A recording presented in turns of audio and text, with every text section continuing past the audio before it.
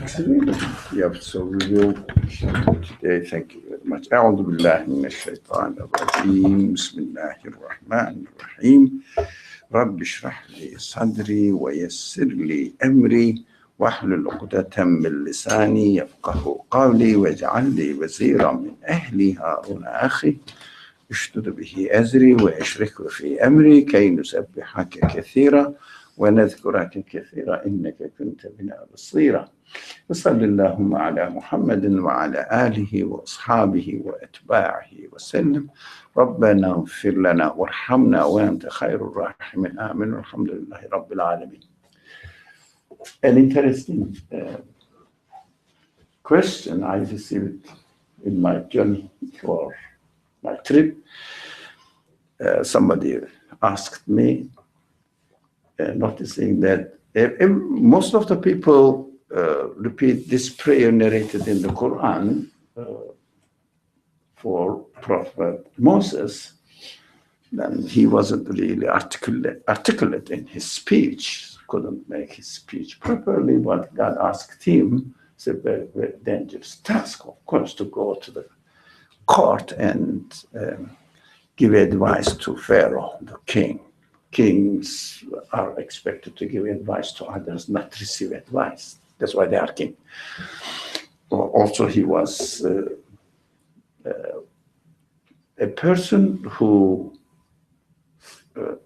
was accused of killing somebody, so and verdict was, or the decision was already issued about him that he has to kill.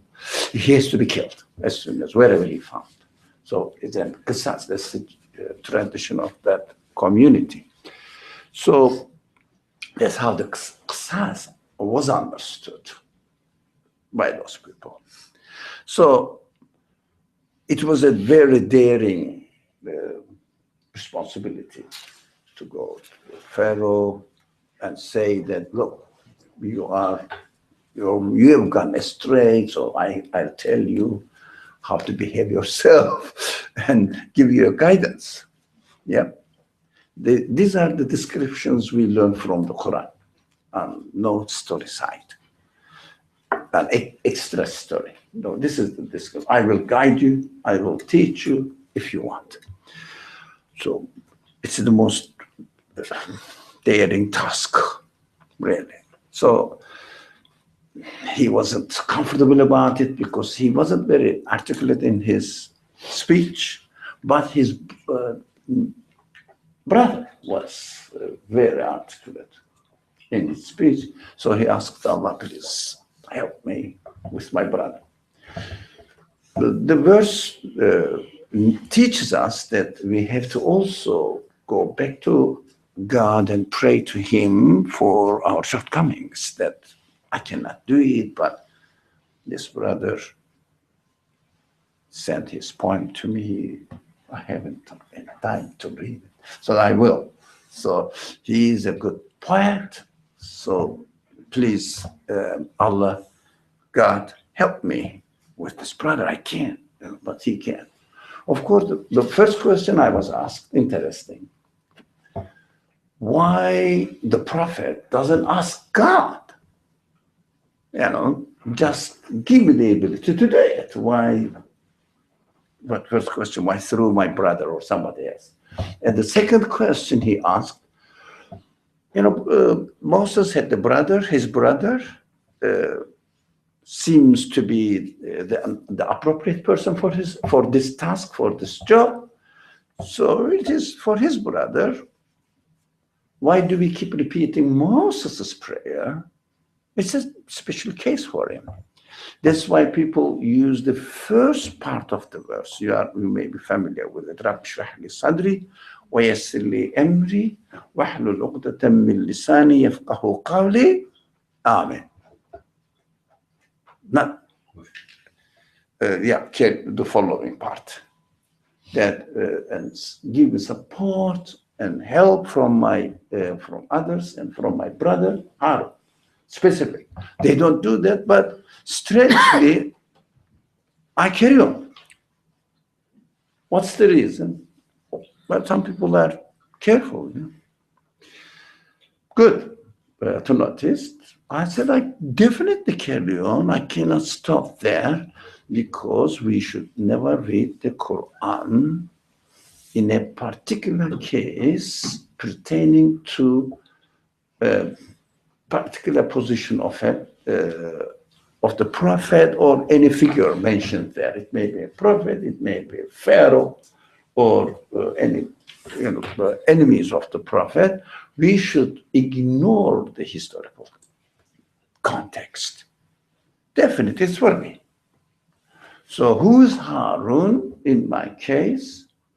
What I am doing, for example, we are doing something. Let's say we are trying to do some video recording. So Riz or somebody else can do it. I cannot do it. I have to adapt it. We need this one, please, Allah. In my condition, this is very important. Yes, you are omnipotent, you can do everything. So attribute everything to him, saying that you can do everything. Come on.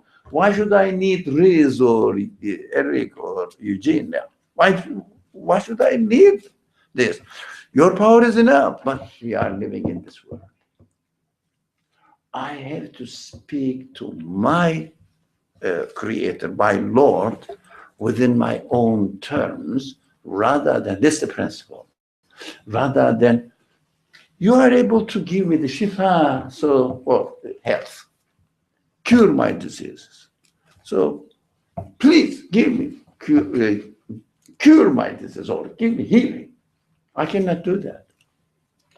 Because he is the one who put me within these conditions. I have to address him within my own conditions. And my acknowledgement of his authority or his lordship on my being lies there.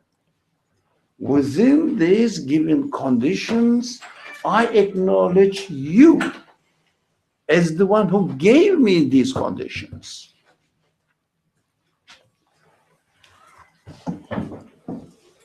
Yeah. I acknowledge you as the one who gave me these conditions, and my responsibility is not saying that God is omnipotent. Basing my argument, my acknowledgement is to say that whatever is given to me is from you. Do you understand?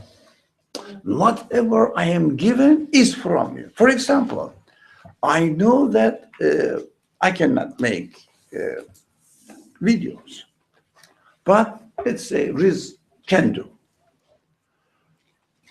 Riz's ability, that's my duty. Riz's ability to do video is provided by my Lord. Or the doctor in your health case. Yes. That is my responsibility. So that I will start from there. The doctor is, in my health case, the doctor is provided by him.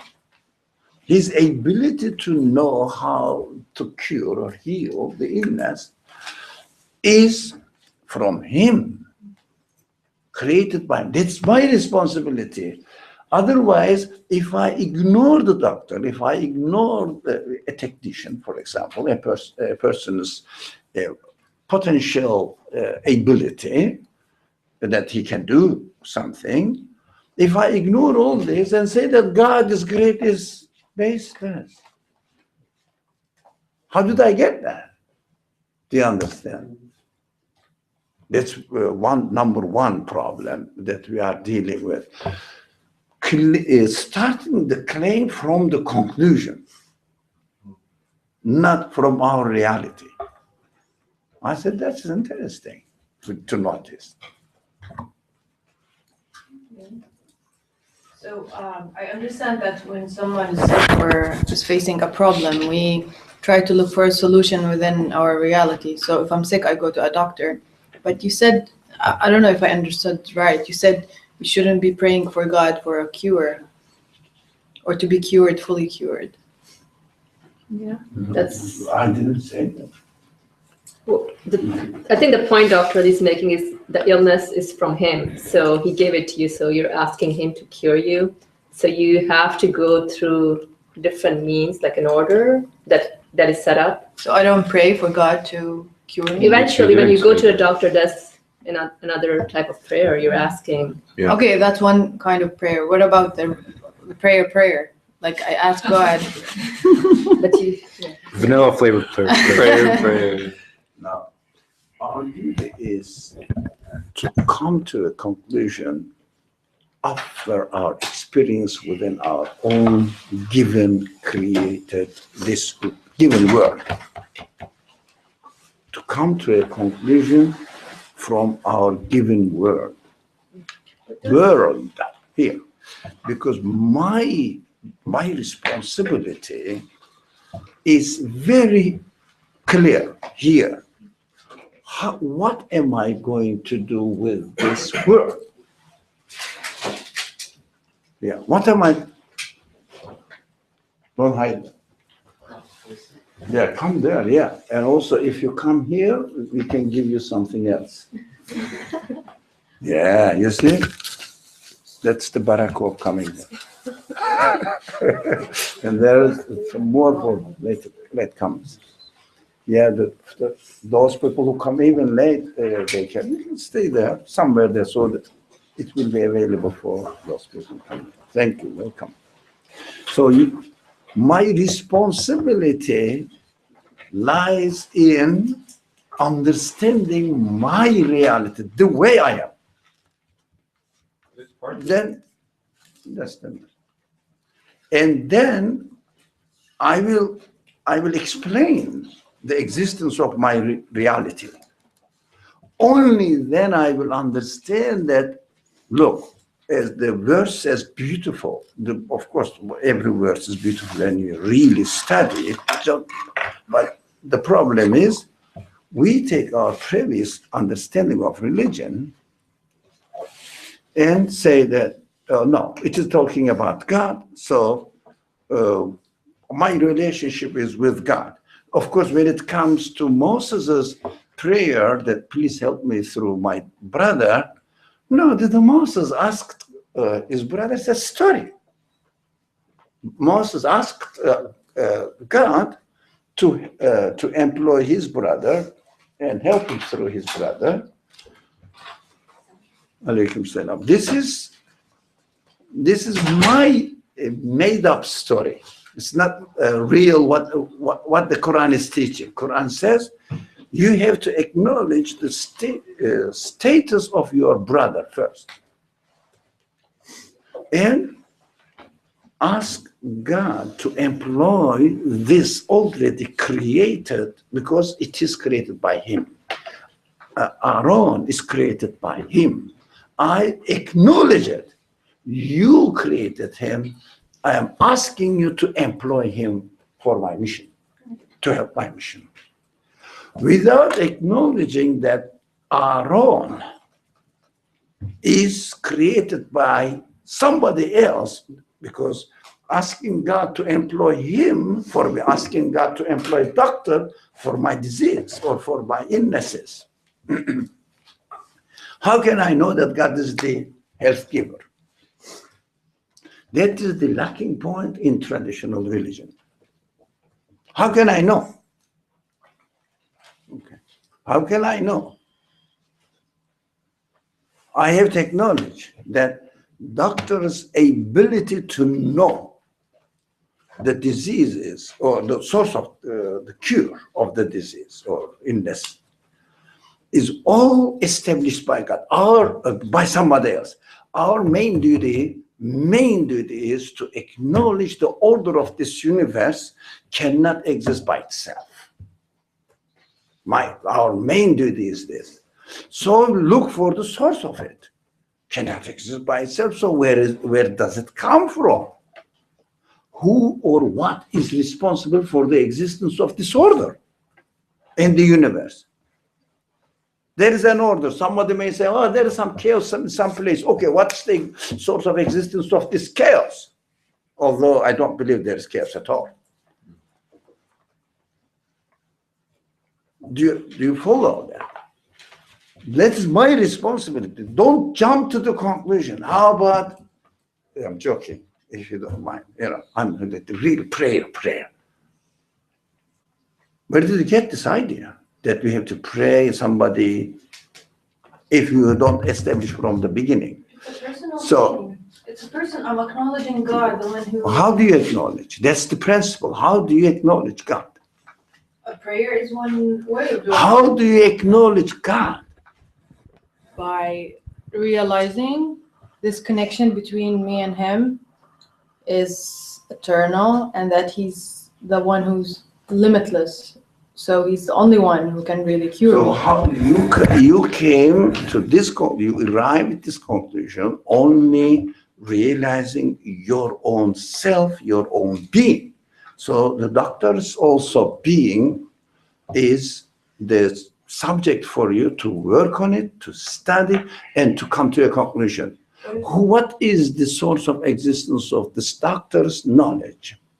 God. But sometimes Oh, it's yeah, not pure. if you come, no, if you don't study the position of the doctor within your own world within which you have been created, and come to the conclusion that this doctor's knowledge is created by the one who creates the whole universe, then you attribute, you refer the doctor to God only after acknowledging the position of the doctor.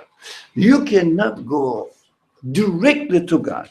After you reach the conclusion, then you say, you are the one, I acknowledge that you have given this ability or knowledge to this doctor. You are the one who provided all this. That's my responsibility to explain and to come with a conclusion which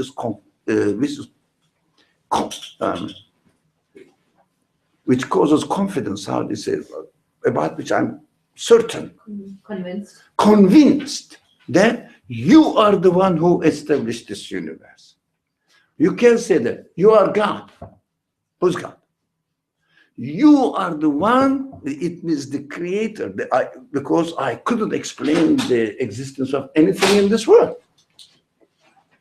I couldn't explain the existence of anything in this world without referring it to an outsource, to a source or origin of the existence of anything. I couldn't. That's why I say I believe in God. If I could explain the things here, you exist yourself, I exist myself, and everything exists by itself. Why should I bother about God or a belief in anything? From here to the conclusion. Yeah? Before I forget. Thank you. So, my prayer must necessarily have the first stage, which is, how do I know that I'm going to really pray to God? Only through this word. How? You are the one who created the doctor, you are the one who created the technician, and the ability also created by him, the poet.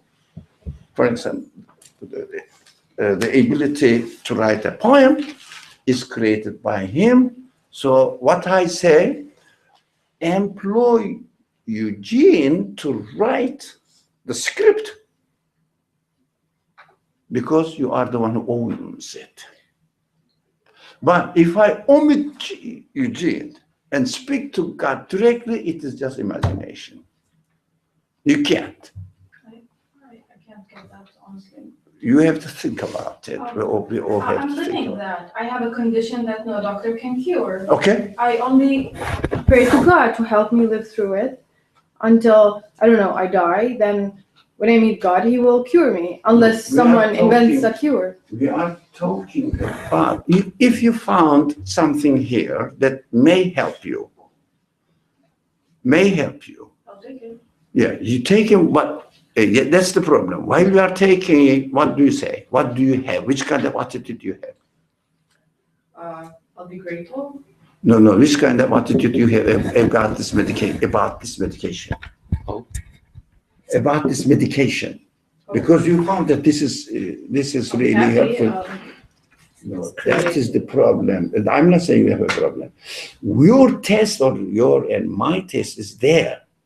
When I take the medication and see that medication is working, how do I conclude about this medication? It's a clue for me that God exists. So this thing cannot know my body.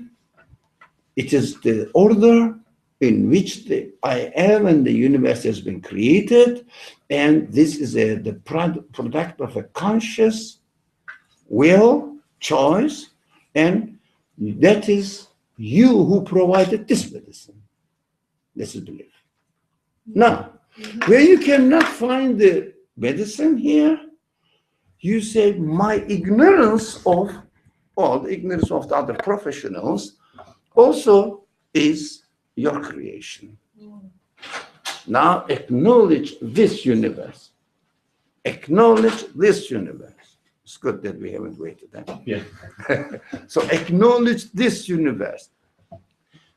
Again, the principle. Come. There's one, there's two, and take yours.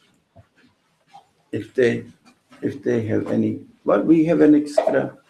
You don't want? All right. How about you? Well, you should try. Sure. Okay. Well, what? Keep for those latecomers.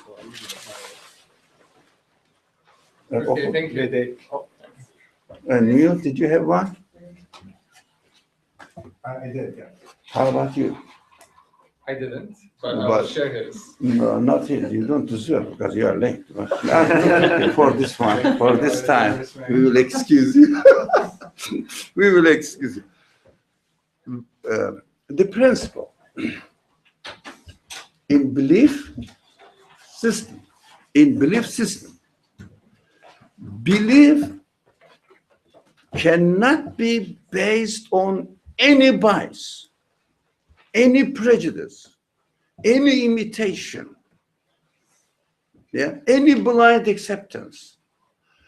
You cannot establish your belief with no evidence at all. It is impossible. Forget about it. Leave it in Cairo. Nothing. It doesn't work. The Quran says, you left Cairo. No, Amman. I'm from Amman, not Cairo. You are? She's from Jordan, not I'm Cairo. Jordan. No, I said, no, Amman, leave it in Amman. No. That's why Quran says we have to be sure. Belief is confirmation. Confirmation can only be possible with evidence. And the evidence starts with the language of the Quran, La ilaha. Without La ilaha, any conclusion of illallah is just bias. And to me, nothing but culture, if not hypocrisy. Nothing but culture, if not hypocrisy. Hypocrisy means escaping from responsibility. Why I say hypocrisy? Those people, none of my business, those people. Myself, if I believe in God, when if I am ill, I pray Him. Or it doesn't mean that I shouldn't go to doctor, but when I go to doctor, I go to doctor because, we have to go to doctor. We know that. That's our experience. My belief is different from my experience. This is worldly thing. This is the worldly side of the matter that we deal with going to the doctor. Typical example. But when it comes to religion, you have to turn your heart to God. The language changes there. Spiritual language. Made up story. To understand that made up story, baseless claim. Belief cannot be. But usually we hear this rhetoric, and this rhetoric is so much prevalent in the community, the believers' community. So everybody uses this rhetoric. It must be true, everybody's using it. That's the end of religion. Forget about it. It's not religion. It is bound to go away. It's bound to be left by the new and newer and newer and newer, freer and freer generations. It has no future for human race. I don't believe that. We have to stand up now, take notes of our own position, and establish for our own self that we have to be careful when I speak about anything related to the source of existence of this universe, which is God, which is divine being, whatever. I have to start from here and conclude that it must definitely, of necessity, logical necessity, that it exists a being, an essence whose existence is absolutely necessary, whom I call God, as I received from the revelation. No prejudice, no bias. If somebody comes up with an explanation saying that your existence or the existence of this tissue here can be explainable without referring to God, existence. Explain. If it makes sense, you don't believe anyways in God, because you believe in the existence of the source of the existence of the thing itself. So belief becomes then external and extra cultural stuff. And it is bound to be established on our practical life as we are here created. That's my personal conviction. I don't speak about others. Don't say how about other people who are not aware of it. I don't know. My human capacity tells me that you cannot believe in anything about which you have been convinced, and the Quranic way of teaching it, if you believe in anything, you must have your own evidence. And everything the Quran says, very simple, how you conclude about the existence of God is through, in the word of the Quran, is ayah. Ayah means sign. Without sign, you cannot speculate about the conclusion. Without sign, we should never speak. It's a beautiful example in this. Please, God, help me with my brother. But brother is here, and the man says, please God, help me with my brother. But the Quran teaches me, why don't you say that? Why does God need Aaron to be employed? He can do it. Let's not believe. Let's not believe. That's just speculation. How do you know he can do it? But if I say, no, my brother's ability cannot be explainable in this world. It is created by the one, by the one who created the universe. It is under his choice, his will. So I can ask my brother, can you please help me? Is your language now is really prayer.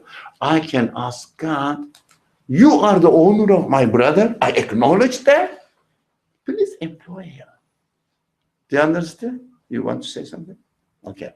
I think this person was before you. Yeah. You have to acknowledge it.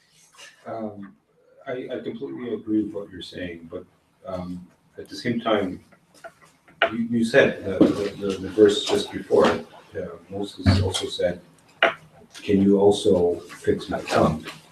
You know, so he asked for both of them. He asked for help me, you know, to be able to speak, but also employ my brother because he's a better speaker than me. Right? He asked for both. He didn't just ask for one. No, he asked the same thing because he acknowledged that must be the result of his acknowledgement that his inability to speak fluently, express himself perfectly, is from God as well.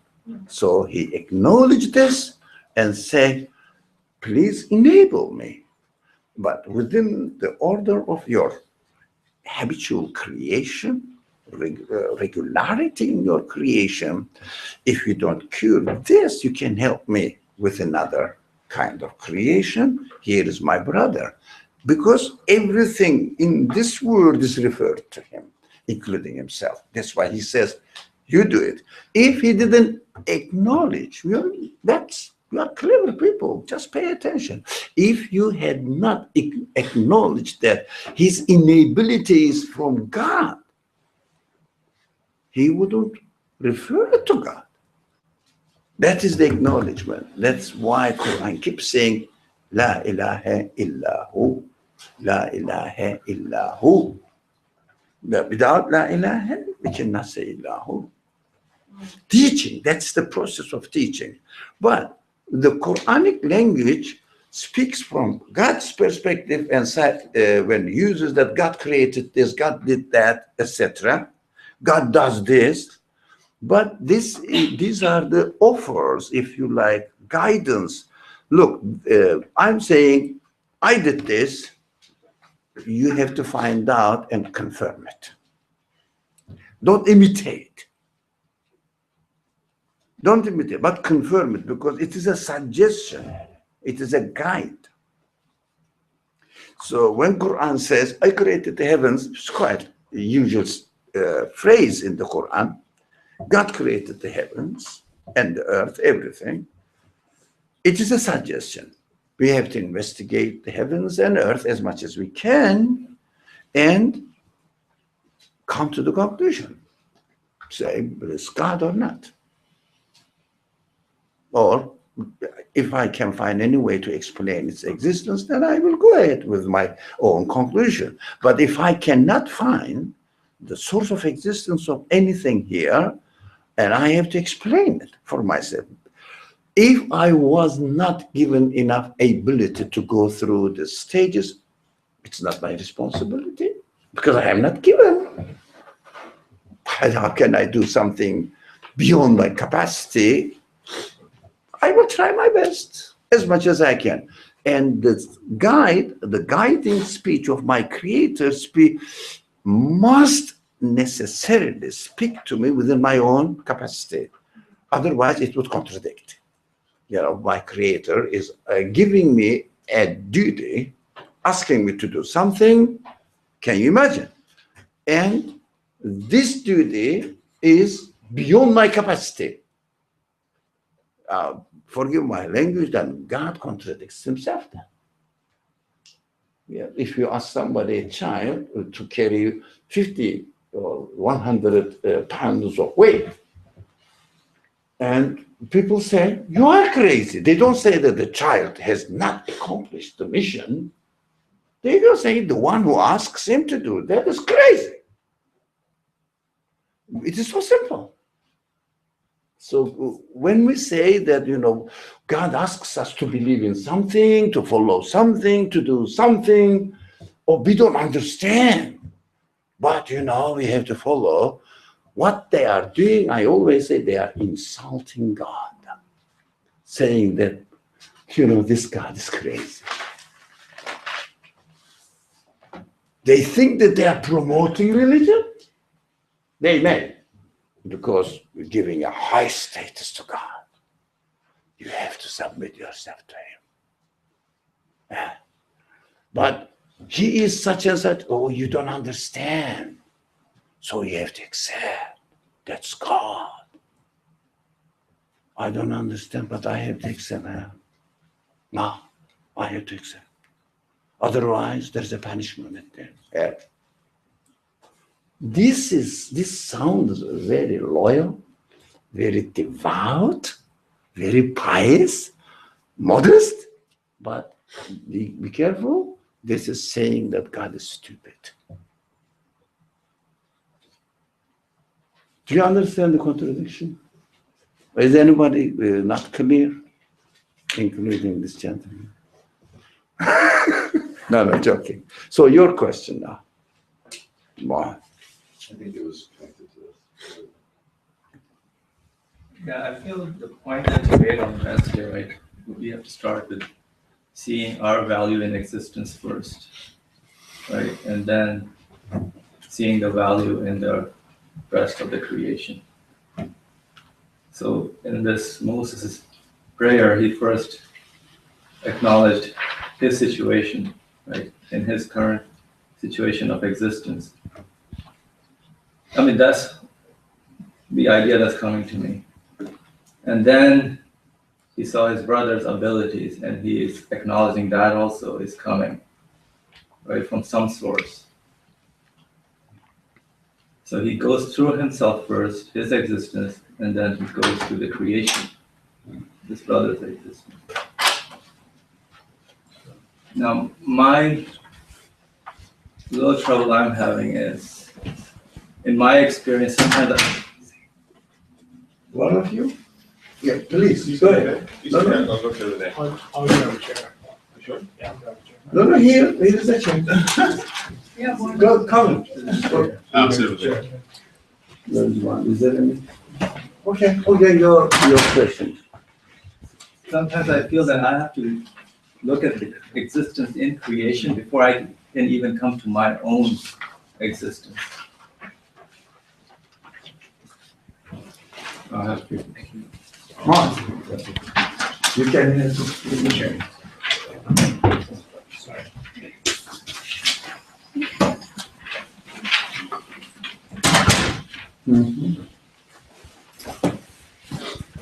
First, acknowledge yourself, your own case, and then acknowledge the others. Maybe this brother, another person may come and open the door and hit him.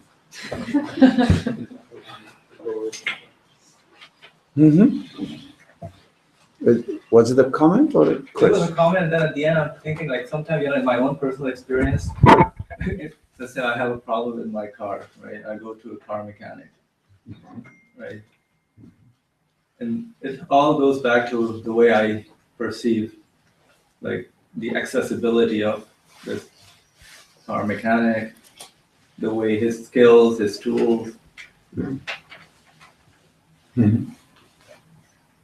Yeah, so that's my, so again, it's my need. I go through my existence need, right? And then I go to the creation's need. But my confusion that I'm having is sometimes I have to go outside to to see in the creation. And then I realize, oh yeah, looking at some other existence, right? Then I can relate it to my existence. I'm not sure if I'm not saying like it doesn't necessarily work for me and then to the creation it can work the other way. So you're saying you don't try to fix your car first? In this example? No, but in that example, yes. So I had the need, right? I could not fix the car. But then I seeked help, right? So this is my prayer going to the mechanic. Because in my existence, I cannot. Several reasons. I don't have the skills, I don't have the tools, I don't have the time.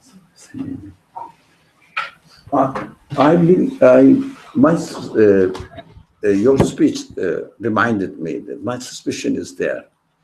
Always I feel this, that the main source of the problems, when it comes to our physical existence or the physical existence of anything else,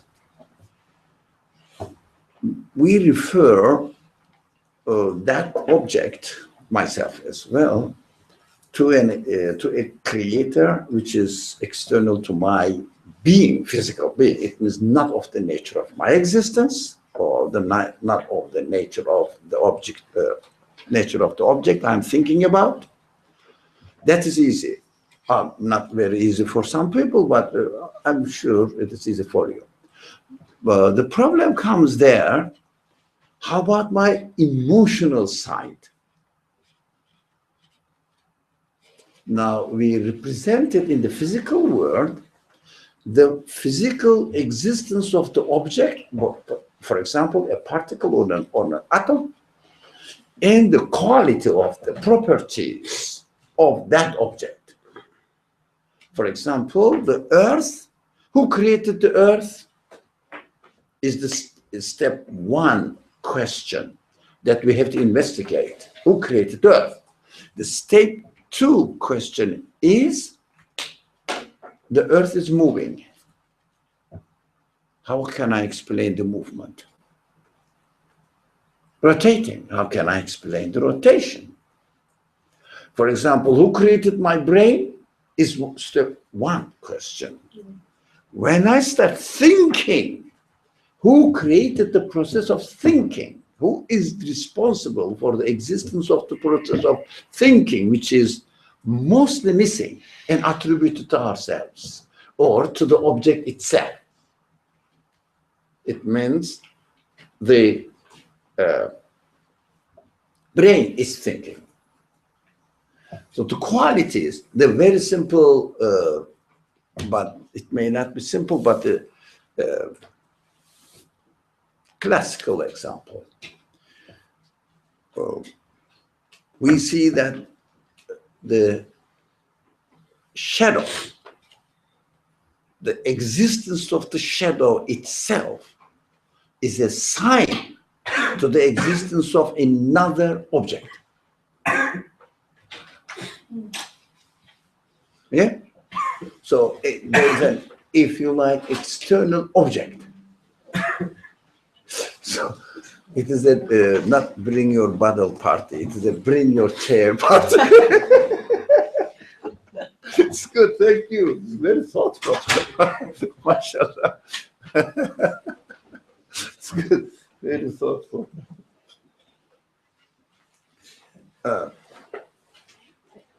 We have to be careful about the qualities of the objects as well. For example, who created the universe is the step one question. Searching for the creator or the source of existence of the object, step one question, which is essential through which we have to go. Everybody has to go and come to a conclusion.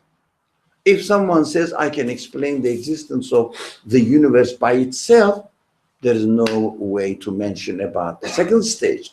If something exists by itself, then its qualities also exist by themselves. That's a logical conclusion. But if it doesn't work in the same way, in the same pattern, when we use, when we come to the conclusion that the object itself cannot exist by itself, which is very logical conclusions that no one can challenge. To me, no one can challenge really, but they run away from the question saying that it happens, that's it, it happened. We found it ready there. We don't question. Running away, laziness, the mind lazy, the lazy mind. They don't question about the existence of the source of that object, but they say, the object is here, now I have to explain its relationship with its environment or the other related other objects and how it is working together with the other objects, so that that I will find a way of explaining the existence of the order of the universe.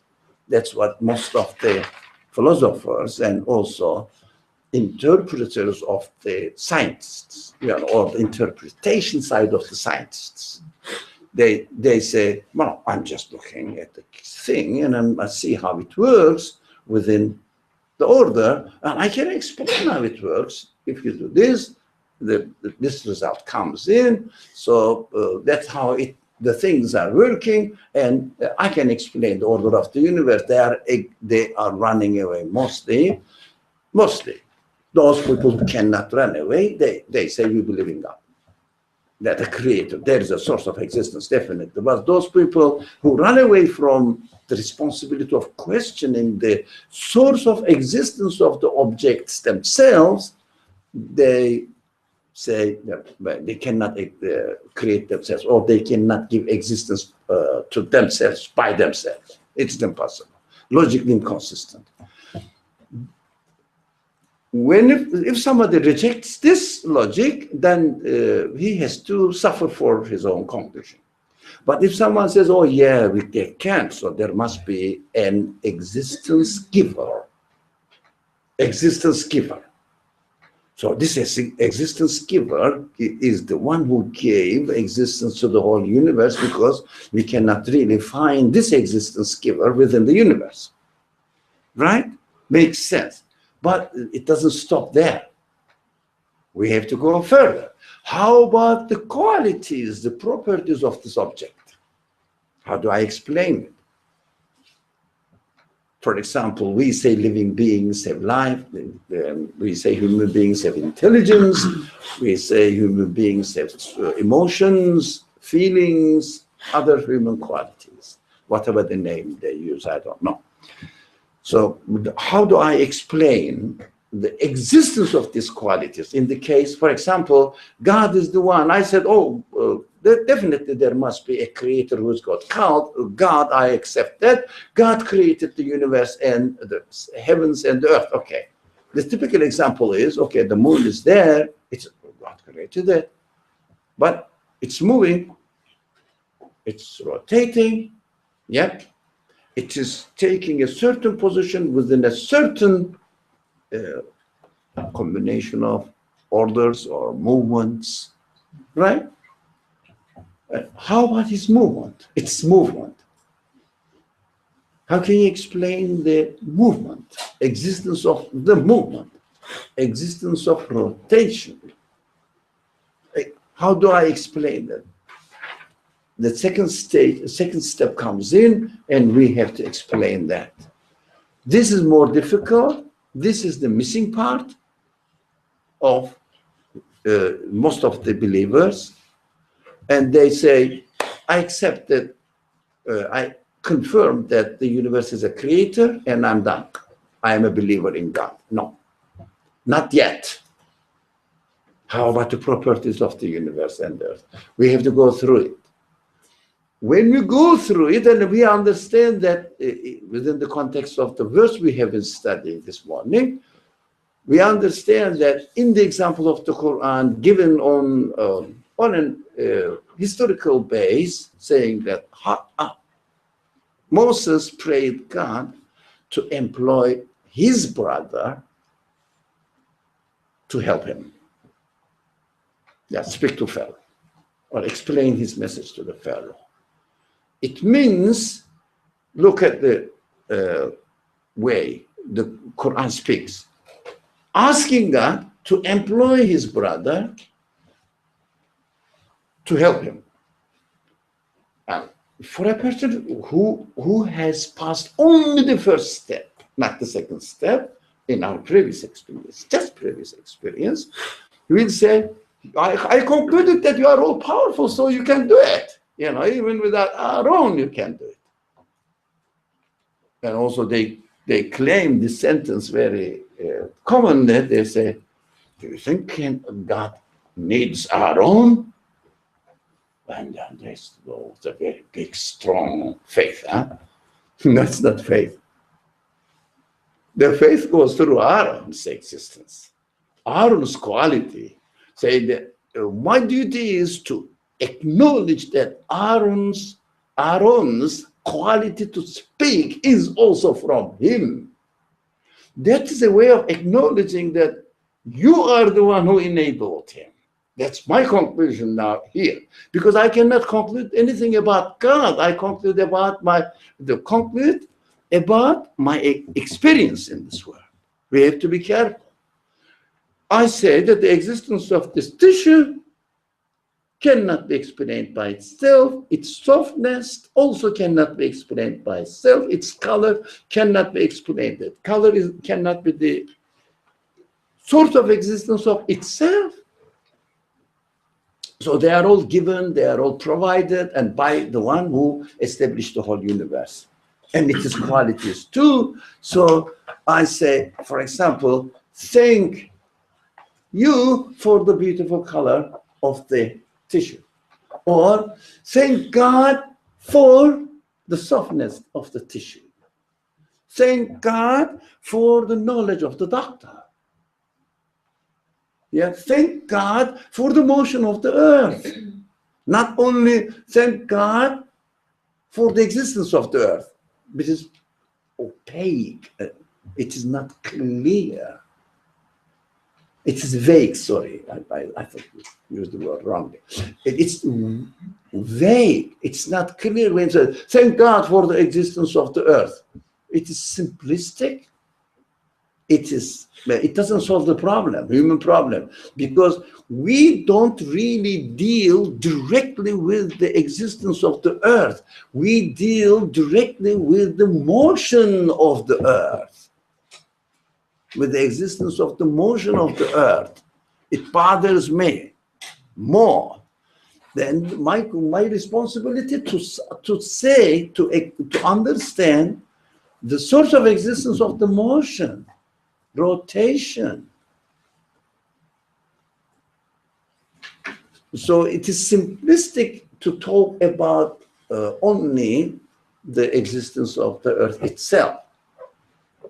Especially, it is not only simplistic, really, it's pointless if I just say that everything is created by God. It's being lazy. Sorry? It's being lazy just to. Lazy, yeah. I don't think that's lazy. Why? Just the existence of the earth itself is something to contemplate about. That is not our main concern, human concern, because human concern is much related to the activity, the qualities of the earth. Only through the qualities of the earth that I can question the source of their existence, because the qualities of the earth address me. The qualities of the earth address me. One is its existence. The other, all the questions derive from its qualities. I don't agree. I mean, the Quran says, look at even the existence of, a wing of a mosquito. That alone is enough for you. I mean, yeah. So anything should be enough, not just. That's step one. Step two. Step one is simple. It's step one. Most of the people who claim that they believe in God, and it's simple. It's not. We said it's necessary. It's not unnecessary. Without which you cannot question the second step. If you say, we said, in the negative sense. We said, if you explain the existence of a cell in your body, existence of a cell, not the qualities of it. If you explain it by not referring it to an creator, an existence giver, you are done. You are finished. Because you don't have to question the qualities of the cell. Right? You are done. But when because you can ask the question, how about the qualities of the cell?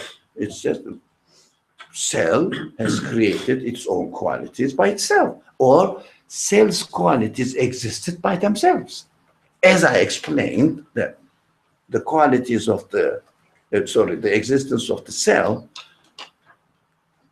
realized or exists by itself.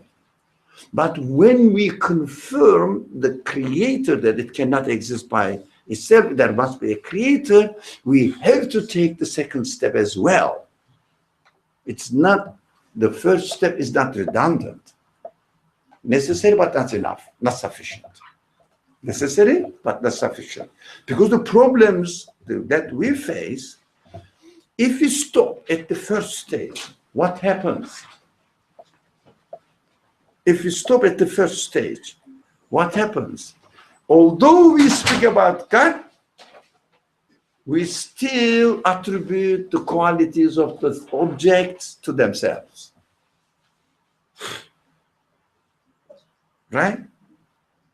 So in this verse, the Quran is using completely different, opposite direction. Of course, the Quran's language is from God's perspective, but two human beings teaching. God, employ my brother Aaron for me. Get it? God, employ brother Aaron's ability to make good speech for me, to help me. It means that the Quran's speech. It means for me, I have to establish the quality of Aaron, the quality of Aaron in the specific case that he is fluent in his language and he is the best in expressing his ideas. So this quality is from him. The source of this quality is him. So I am acknowledging it by saying that employ this brother Aaron for me. That's my conclusion. The quality is important. So we have to always go, okay, earth is created by God, I conclude it, it's good. The heavens is created by God, I conclude, and I'm happy with it. Okay, I'm done. I am a believer in God. No, it doesn't mean that you are not a believer in God. You are not done. You are not done.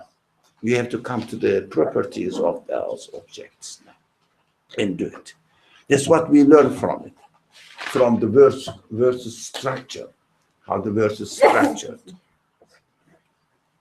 Yeah, we should not go directly to God. We have to come from the, if you like, our reality that within which we are created, and speak from the Creator. For example, don't say, I'm very thankful, God, to you. Let's make a dialogue now. So, are you thankful? Okay, for what? For what? Yeah? Isn't it normal to ask human beings? For what? That's how we are qualified. So you have to say, I'm thankful for the earth you created for me. Okay, but what are you getting from the earth?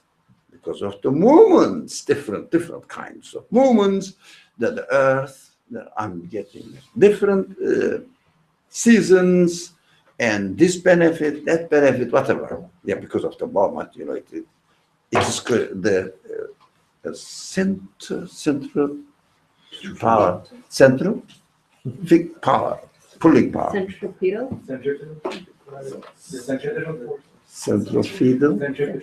Centripetal. Fetal. Okay. Centrifugal For example, is the opposite of centrifugal. Centrifugal is like throwing things out. Yeah. It's centripetal. But centripetal is the Centripetal. gravitational pull Yeah. inwards. Thank you, Eugene. we have to acknowledge the existence of this system. Who is? Who's giving existence to this system? So that we call it centripetal. Centripetal. That we are benefiting from it. Yeah, when I put this one, it stays on it. Yeah. Whatever my weight is on it. I have to specify it, be aware of it within my own conditions. That's why we have to speak specifically within our conditions, as Moses speaks within his own conditions. With my brother, help me. It's beautiful. So the other is the second part is easy. We keep talking about it at all. So this is narrated in the Quran as related to Moses and his cases. I don't know Moses. I don't know Aaron. I never met him. I don't think any of us met him. But I don't bother. Where was it? Who was it? None of my business. It is the way which teaches me that I have to address my Creator within my own conditions. because Moses has been narrated in the Quran as addressing God within his own conditions. I have to come to my own condition now. So we should never read the Quran by saying that this is about Moses and Aaron and their relationship with Pharaoh. Never. And we should never waste our time at all. It's waste of our time. Which was Pharaoh and who was Aaron, and go to the, of course, typical Hebrew texts and an oral narration in the Hebrew texts or the Hebrew Bible. And he was the son of somebody. Give his biographical history. Unnecessary comic things. So you have to say, what is my shortcoming? Yeah, when I get ill, I don't know how to cure it. Oh, that's my shortcoming. Yep. Moses was going to speak to Pharaoh, but he wasn't really well qualified. He realized that. Like me, when I get ill, I don't know what to do. Okay. And I hear and I heard and I observed that there are some people who are qualified in this field, who have developed their potentialities to know within the order of this universe how the things are related to each other. This certain matter or thing, material, is good for this. Prepare. So I said, okay, this is how my creator and the creator of this universe prepared everything. I have to say, please God, give me healing through this doctor. Give me healing with this medicine, or another example, please God, give me healing, and I don't know through what. And I don't know anybody also who knows through what. Acknowledge. Acknowledge, if you like, the existence of lack of knowledge that we didn't have. We need to discover, yet not discovered. Simple. So never spend any time who was Moses and Aaron, and whether they were really real brothers or they were step brothers. Who was the older one, Aaron or Moses? Aaron was the older one. Moses was the older one. Let's have a fight about it. Go and look for any evidence if you can find it. Let's go to Egypt and investigate archaeological.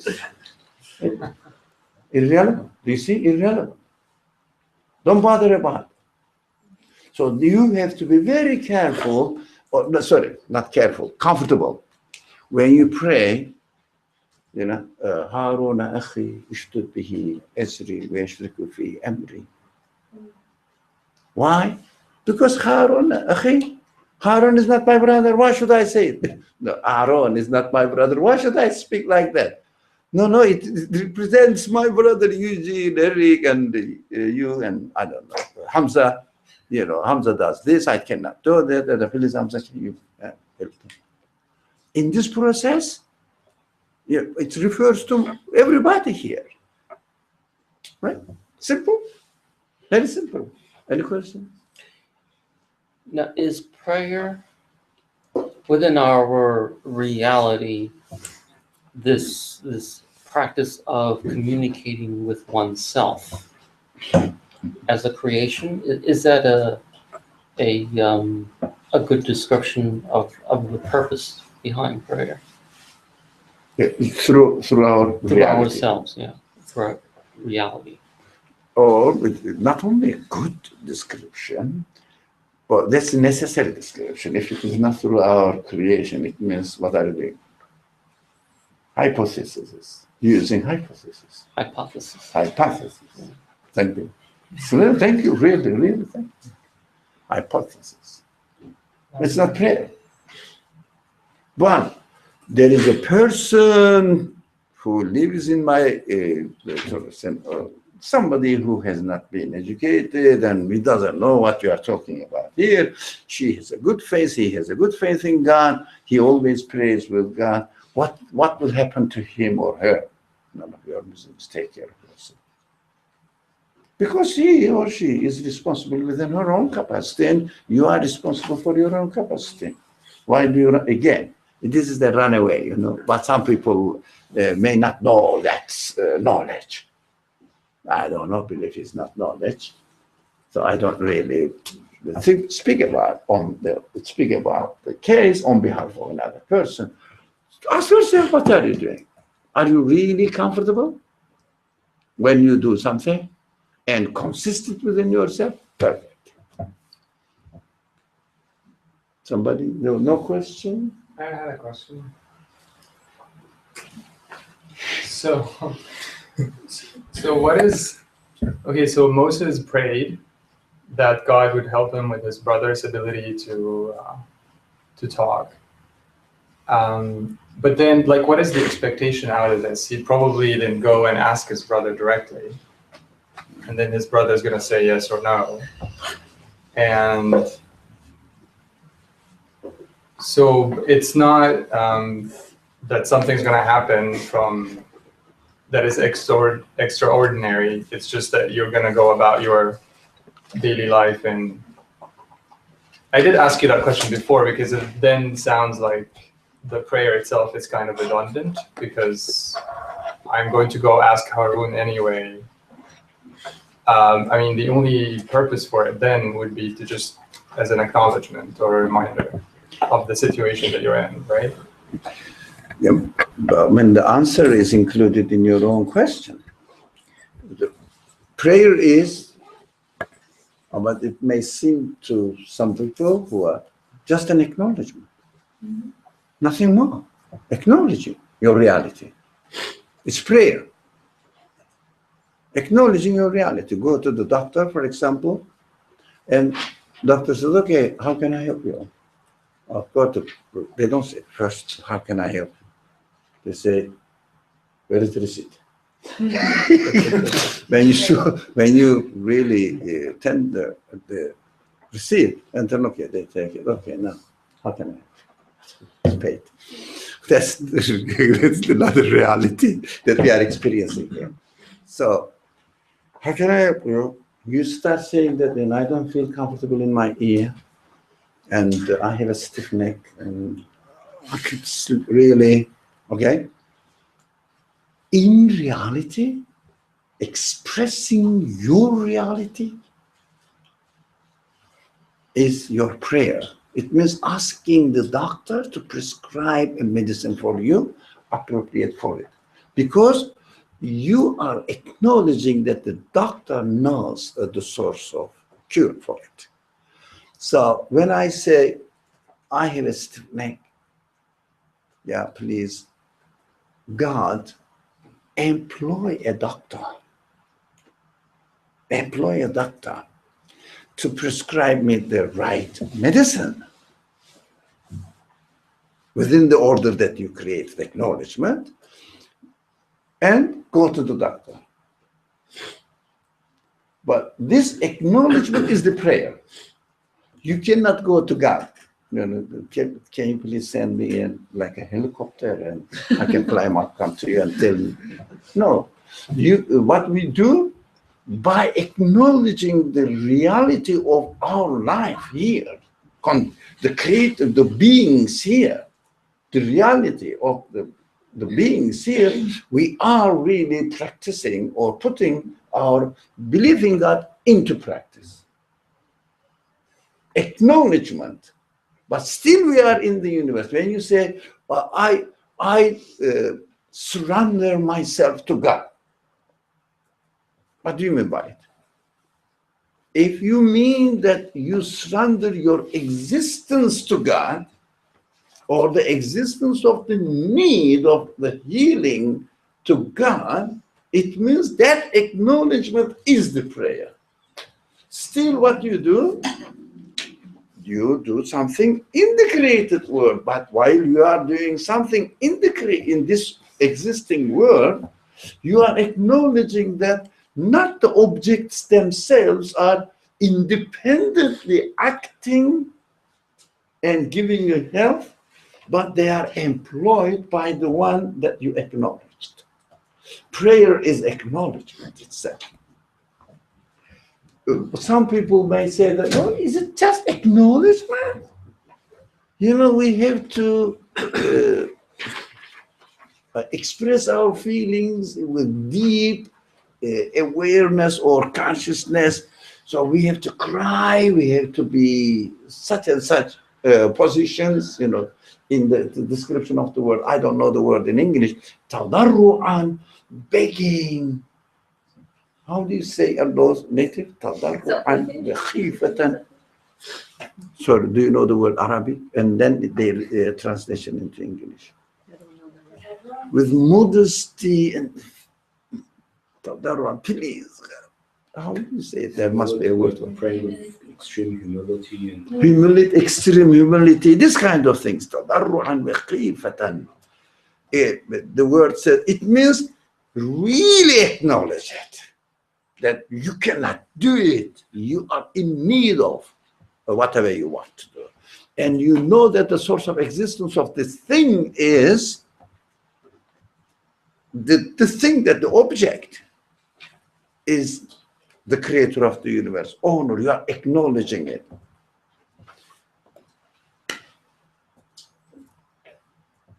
Your answer is?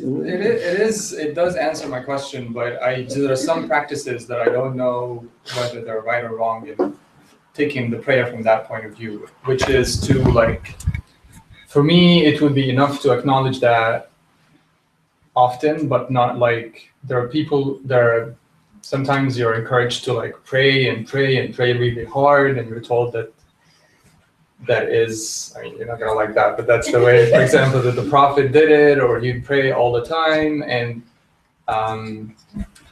And to me, honestly, I go about my daily life with that sort of understanding in my head.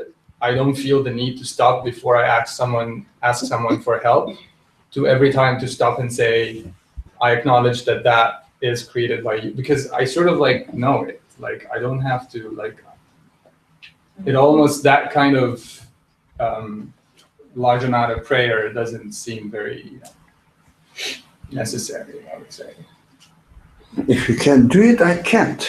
If somebody else can do it, that's his choice. But I personally can't. If I'm not conscious of what I'm doing, it means I'm just repeating, imitating something which I don't know what. But what we usually do, we use yesterday's conclusion for today as well. But today is a new phenomenon. We have to have a new attitude towards this new phenomenon. Yeah. It's also about mindfulness, right? I think that encourages being more mindful. In the whole debate in the present world about mindfulness versus just, productive efficiency and just going about. That's the whole debate that we're all diving in. And I think, like, all the ancient texts, including Quran and Islamic living, is about mindfulness and mindful behavior.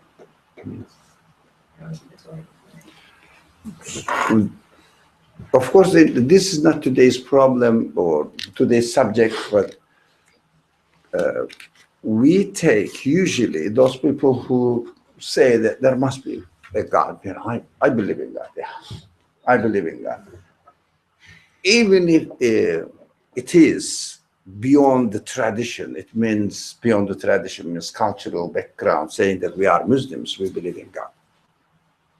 I think I always say this sentence and I want to share it with you. The most nonsense sentence I think any human being can say. We are Muslims, we believe in God.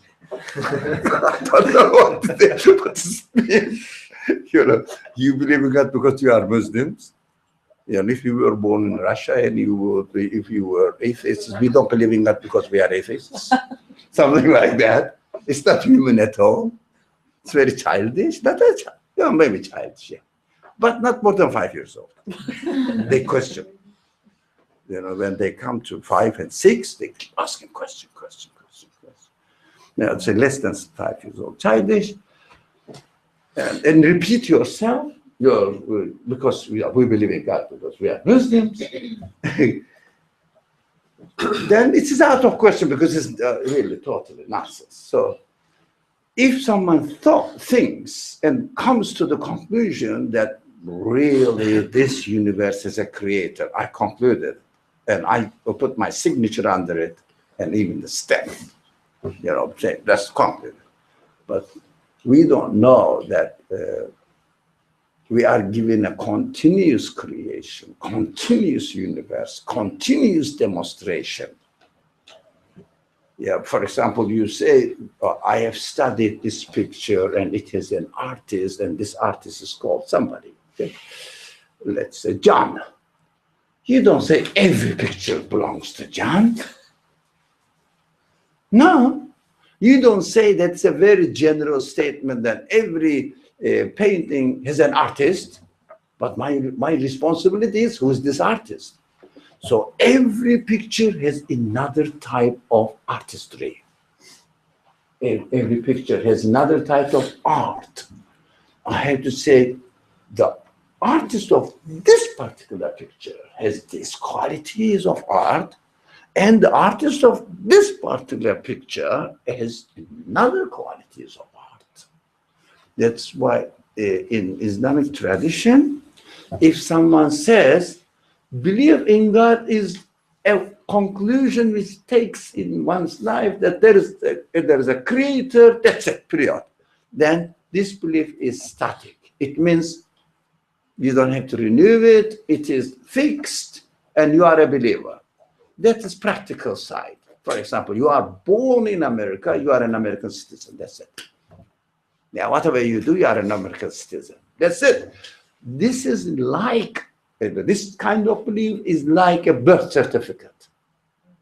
But the real belief that the Quran teaches continuously, works on it, hammers and hammers on again and again, evidence by evidence, evidence by evidence, and asks people to think, to reflect on everything, contemplate on everything that they encounter, and the life is also given a new type of painting, new type of art is demonstrating, and every day you have to say the qualities of this new art. Yesterday it was snowing, today is spring.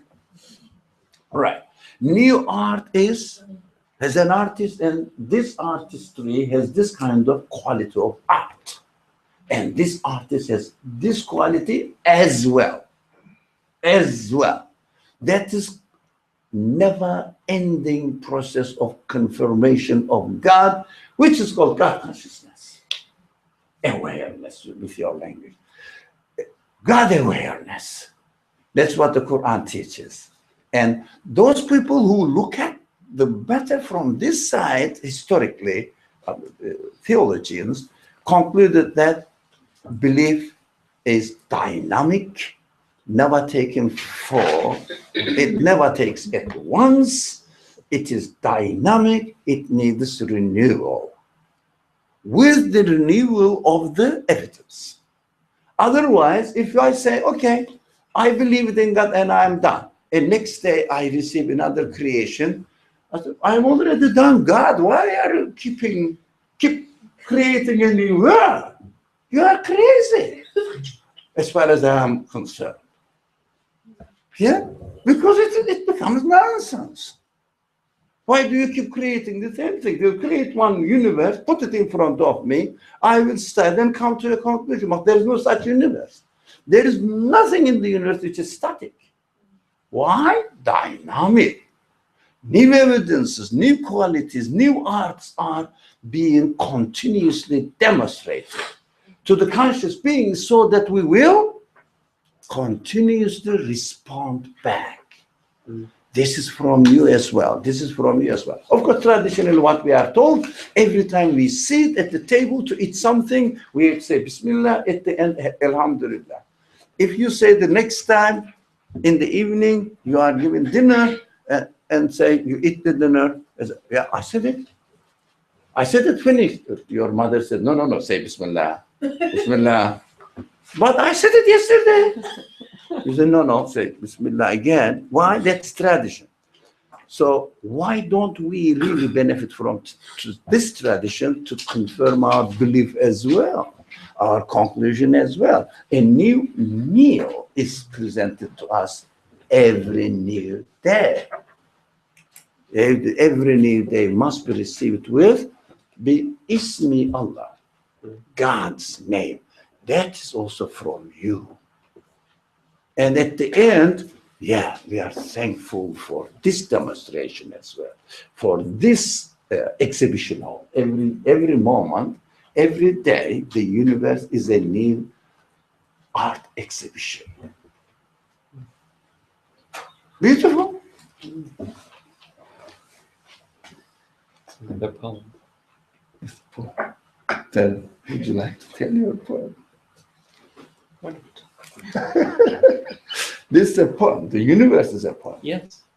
And the poet is continuously renewing his poem. Yeah. No. The universe, the creator is the poem, continuously producing new poems. The creator is the poet, continuously renewing his poet. So we have to enjoy it continuously and respond back continuously. Okay. Can I ask something? I'm sorry, I know this is not the topic, but you brought up the analogy of looking at two different paintings and knowing that it both has different artists. So if I look at creation, let's say if I'm observing something like a flower or something, I question, I'm like, yeah, it has a maker. And I'm skipping steps right now. I do come to the conclusion that, oh, this flower is created by a source, which is, somewhere from beyond. And if I observe something else, even my creation, okay, I do come up with the same conclusion. I think the problem I'm having is, how do I know it's the same source? I'm Question trying to it. unify. Question it. When you come to the conclusion that the source must be absolute, the absolute is manifesting itself, as far as we are concerned, within unlimited, because we cannot come to the end, as far as we are concerned. So we have to say this source is the same source as I concluded yesterday, but with another demonstration, with the language of the Quran, yet in another fashion, he is acting again. Yeah. Do you remember the verse here? It's a beautiful verse. We refer to it. كل يوم هو في شأن. Every moment he is manifesting himself, yet another, if you like, yet with another picture or painting or art exhibition hall. Not only one the frame or picture, but exhibition hall. The universe is an exhibition hall. So continuously repeating and repeating and repeating the exhibition hall, the people say this is a way of speech, speaking, expressing his qualities, revealing his qualities. If you find anything other than as the source of existence of the anything, existence of anything, other than the absolute being, then you can talk about yesterday's source was different from today's source. But the same absolute being is yet another manifestation. Yet another manifestation. So absolute requires this. Absolute cannot be limited, by definition. Requires this. So when you conclude that absolute can be only, if you like, one absolute. Yeah, they cannot speak about twice. Absolutes, different absolutes. So you understand that the one who created me as a baby is the same one who created me as a young person. Now, you understand that, but you have to study. Sure. So, yeah. I was just going to say, when you did the analogy of the two paintings, I thought of like Allah's names, because Allah manifests himself through his names, so if we look at different things in life, we can gain a different appreciation of him depending on how well we know him. So that's kind of, that's what I thought of in that. It's very good. Excellent that you expressed. Now, have you been coming to our discussions for some time? Is it the first time you are coming? Okay. I am sympathetic to you, but I am allergic to the language you used. Okay. But it's not your language. This is indoctrination. So Allah's name manifesting themselves in a different form is the conclusion. So keep coming, and pay attention to the language, because the idea itself is not enough. Those believers, those people who say that I believe, they are good people, okay. I mean, reasonable people, consistent people, I respect them, but unfortunately their language is false. Their language makes the belief conclusion look and sound again. I'm sorry, I'm not aiming at you at all. Stupid. Language looks stupid. Rhetoric must be changed. We should never speak from our conclusion perspective. We should train ourselves, because, for example, can you, let's assume that you are married, you are speaking, you have a children, you are a mother, and you are speaking to your child. Keep saying that, they'll use the same language. This is Allah's name, manifesting itself, yet another form. Allah is manifesting itself, yet another form. And the child first buys it, yeah, because the child's God, the hero is father and mother. But as they grow, they understand that my father and mother are not really absolute beings, you know. They are like poor. Whether they go to the hospital, they go ill, and they don't know what to do. They cry, they are helpless, and you start competing with them. The child starts competing with their parents, and most of the children say, my parents don't understand that. Yeah, that's how the things develop. So they say, my father, you know, my mother used to say, Allah's name, Allah's name. I don't know what she was talking about. Because there's no base in the language. But don't misunderstand. There's a base in your mind, because that is your conclusion. That is the mistake which is committed like a crime among the Muslim or the believers community, not only Muslim, Jewish, those people, also Jews also believe in one God, and for sure. They don't name, they speak also names of God, qualities of God. They speak also there is no God but God, the Creator. Read the Torah. So we cannot exclude them. In some Christians, most of the Christians don't say they are Trinitarian or no, but they say the universe has been created by God. Well, there are three appearances of it, but that's another theological discussion. But those people who believe in God and conclude that must speak with this language. God is down. God is the one who is responsible for it. And of course, the people who question, they say, where did you get this idea of God? You say, no, I have thought about it. Why don't you say? Because we miss one point. Today, I think we should conclude with this. We miss one point. The believers, we miss the believers. Miss one point.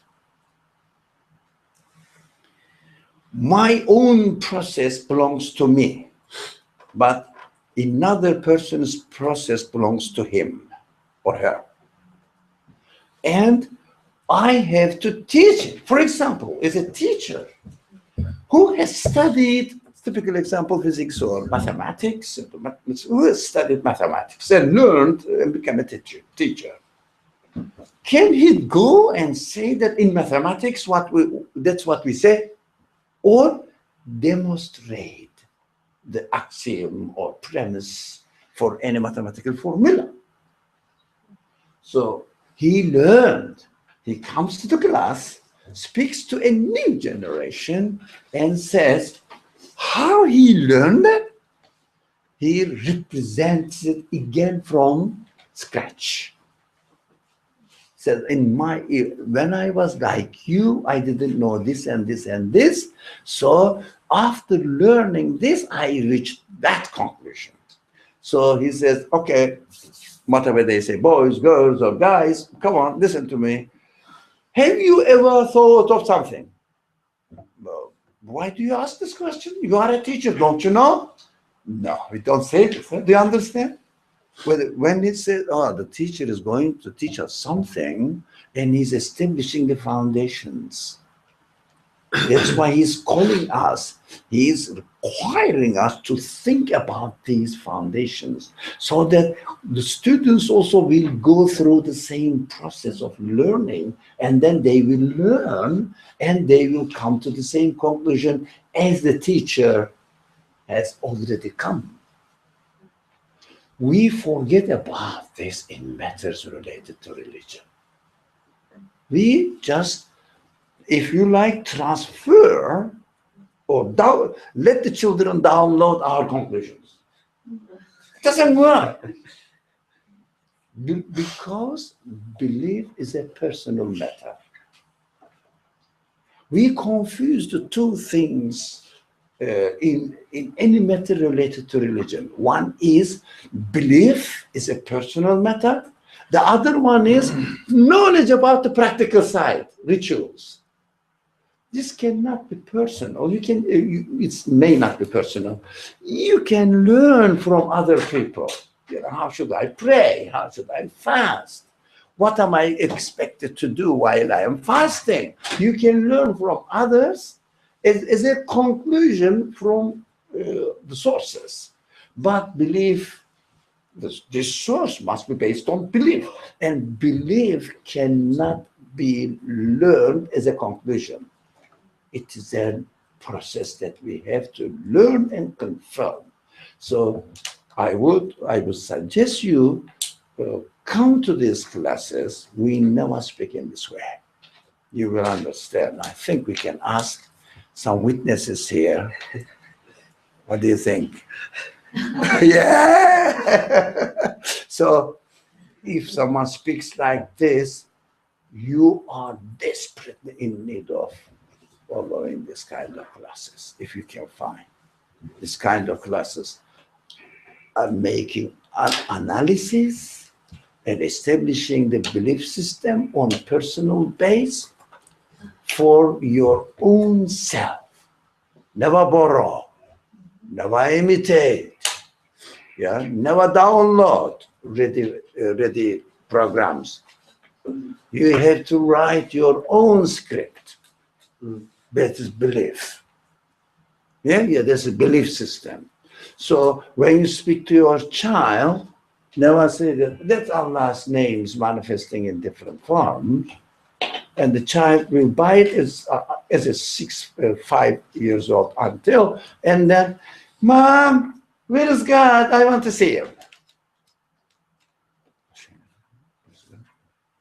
God is everywhere. Where is it there? I want to see him.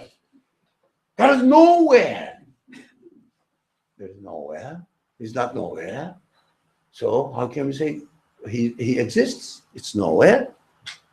I don't know. Then knock at the door of the imam of the community and say that, oh, you are a scholar, but my child is really asking these horrible questions. The imam said, astaghfirullah, astaghfirullah. Isn't he a believer?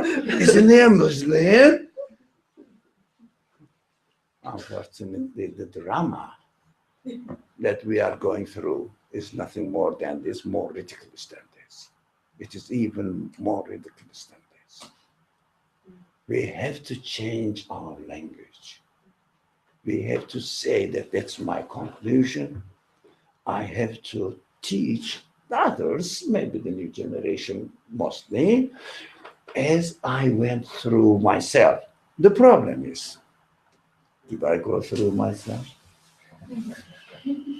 Yeah, I borrowed from my mother. My mother borrowed from her mother. And this is our culture. And the end result is we Muslims believe in one God, but very strong belief. We die for it. We kill people as well. It's so absolute.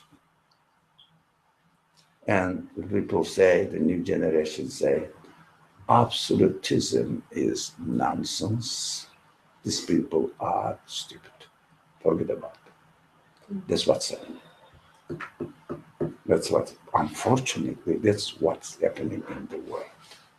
Religious people, any kind, claim absolutism, and absolutism belongs to me only. The other one says absolutism belongs to me only. And within the same religion, no. This absolutism in our group is another type, which doesn't make really sense, but they don't know. They say, our absolutism is the best, the most correct one. The others are deviated. So what we do, excuse me, we are the followers of the Ahl Sunnah wal Jama'ah. The rest is deviated, correct. Ahl Sunnah, the right path, wal Jama'ah, the community, the rest is not from our community. At the end, it boils down to only you and me, the alone creatures who are on the right path, the rest is on the wrong path. That is sectarianism. That is the source of schism. That is the source of horrible internal conflict. That is the source of the picture of the political situation of this world today. Please come and change your language. If you don't come, that's your choice. We don't charge for it. So it's a free course, but we change the language here, mindset here. If you like, this my mission. Change the mindset. Nothing else. No information. We studied one verse today. And methodologically we studied. Have you noticed? We studied only the methodology. We didn't study the grammar. We didn't study the language. We didn't look at. Have you studied Arabic? No, you don't understand. Of course, you have to follow me. Yeah, we don't do that, and we are trying to avoid imposing people with the previous knowledge or accumulated knowledge that we acquired so far, and giving a lot of names of scholars and classical sources and traditional books, and saying that the scholars were the olden golden days, scholars were perfect. Yes, they were perfect, but why do you hide yourself behind it? Tell me what they told me. What they told, tell me, explain. This is the methodology we are following here. Okay. Okay, we have some minutes left. Can you give us a practical example of how we can present belief, even though it's a personal thing, to children? Yeah, children. Okay. Yeah. Okay. According to their capacity, put yourself in their capacity and never underestimate their capacity. Children are more clever than I am. They understand everything. Do we answer their questions? No. What do we do? No. From the very birth or before birth, coming to the Salah class, prepare yourself how to speak, how to present, how to really prepare yourself, how to confirm your own belief within yourself, and then when you prepare yourself before the child is born, so you are very, so I can speak in this way. So prepare yourself before the child is born. After 3 years old, the child is 3 years old, asking questions. Those questions are the results of your previous mistakes. You are causing the problems. So go and hang yourself. So it's too late. because you presented religion in a way that results in questioning the legitimacy of the logic behind it. But I'm human. I will make Yes, you are mistakes. human. I Yes. will make mistakes. Okay. Big ones. Have you tried your best? Yeah. So when you speak to your child, say, I am a human. So please don't admire me. Don't make me hero. Don't make me the He-Man of the universe. So, or I don't know, Spider-Man of the universe. Whatever the culture you are from. No, I am a person like you, Love that poor show. guy. I try to understand as much as I could. I tried, and my conclusion is based on this. And come, my son or daughter, yeah, did you like this? Whatever she likes or he likes. Why do you like that? It's beautiful, isn't it? Oh, have you ever thought, let's go to the kitchen, the kitchen, and see, these are the things, where do they come from? And don't take them to the stores where the things are packed, already cut salad. Take them to a farm, take them to an orchard. So then let them pick up the fruit from the tree and just hit the trunk of the tree. Hey, did you make it? The child will look at, Mommy, are you crazy? It's wood. She's realizing, he's realizing. The wood cannot make the fruit. The cells, what are they? If the whole cannot make the result, how the part of the whole will be responsible for making the result? Use your reason as much as you learn. So that's why training or educating the child, that is my motto, my slogan. Yeah. Train or educating the child is educating yourself. It means really parents themselves educate themselves if they want to educate the child, but usually they don't educate the child. What do they do? They indoctrinate the child. Then mostly the people who are atheists, who are believers, they make the children an imitator of their ideologies, mostly. But those people who really think about it and they prepare themselves, so they transfer what they have learned if they are aware of the process they are going through or they have gone through. If they are not, they can't. If they have not gone through the process, just imitated it, they transfer the culture to their children in an imitative way. It is inevitable. Whatever you learned, you teach. Only that much. That's why we have to educate before the child is born.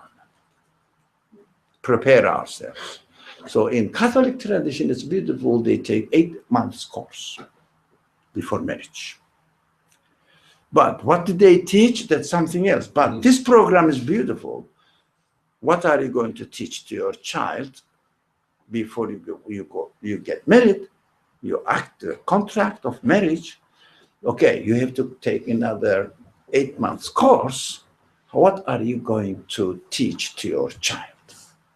Because you are going to sign a contract which will end up with taking up or picking up the responsibility of a child. That's a big responsibility, or one of the biggest responsibilities. Apart from your own existence, the second is the responsibility of the child. That we are taking up the responsibility of educating the child, not indoctrinating the child. Indoctrination ends up in rejection at the end. That's why nowadays what's happening in the Muslim world, you know, people are establishing the through public media. The pages are mostly about atheists. developing within Muslim communities because people cannot imitate anymore. That stage, we have to wake up, get ready, inshallah. So come again and be patient.